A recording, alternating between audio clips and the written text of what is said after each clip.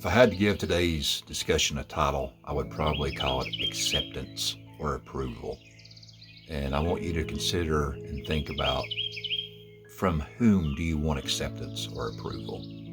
I think God puts in us the nature to want to be loved and accepted. And we all seek approval, emotionally, spiritually, physically, different ways. But I think I would go as far as, I don't want like using the word pandemic, but I think there is a great uh, emotional illness, if you will, of people who have a great need to be accepted. And the problem with that is people go to any length or expectation to be accepted.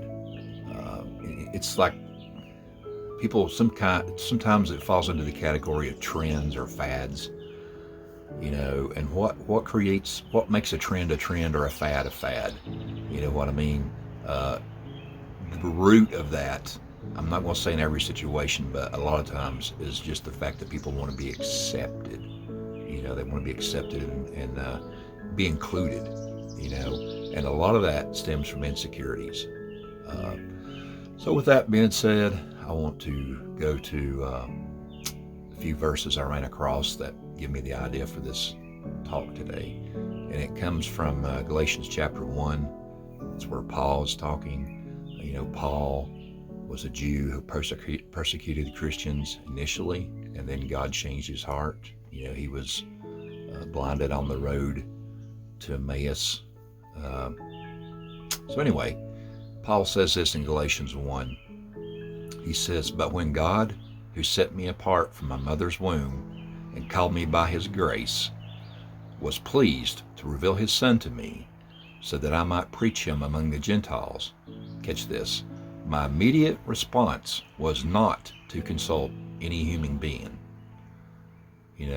A lot of times before we wear something, drive something, or X, Y, and Z with our life, we want to think about, what's somebody going to think about this? That is our first response sometimes.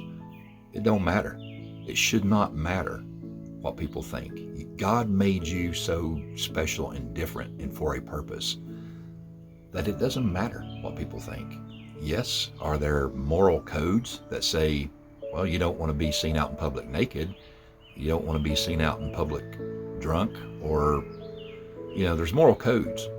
However, God gave you expression for a purpose and to be used uniquely for his purpose. Okay, there's so many people that want to express themselves. Let's think about how many ways people express themselves: through what they drive, through tattoos, through what they wear, through piercings, through the color of their hair, the style of their hair, what they wear. And that can go on. There's the sports team, that people identify with things, and they express that through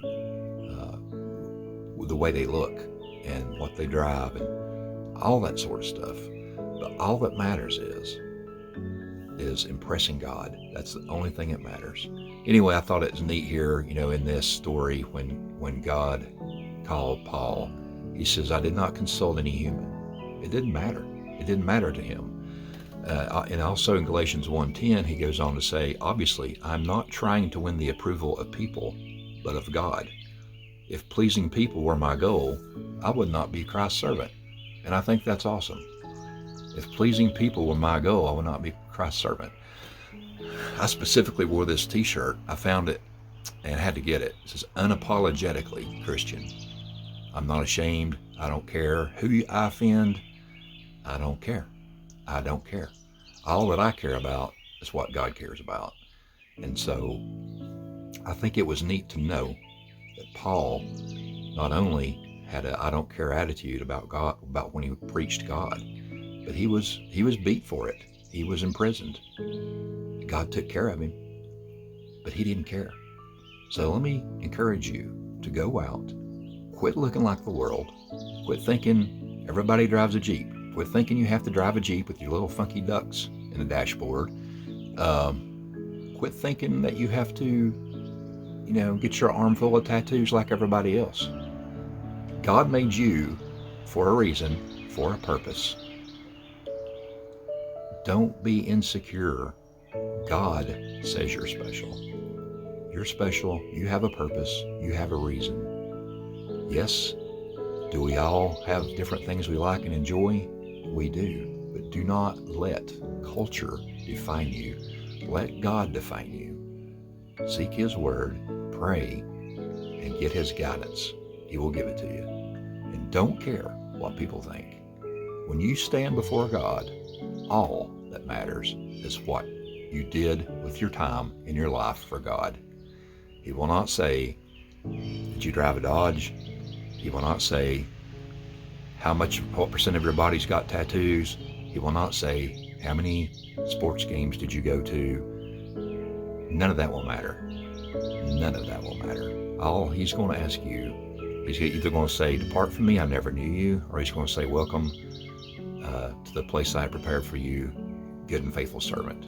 And you definitely want to be on that list. Just wanted to get you to think about that, because somebody needs to help sway culture back in the right direction, So anyway, have a good week, and I hope that makes sense, and I hope it got you thinking. Have a good week. By the way, one of my favorite chapters in the Bible is Romans chapter 12, that says, do not be conformed to the pattern of this world, but be transformed by the renewing of your mind. And then that way we know what God's will is for our life. So think about that. Don't conform, but transform.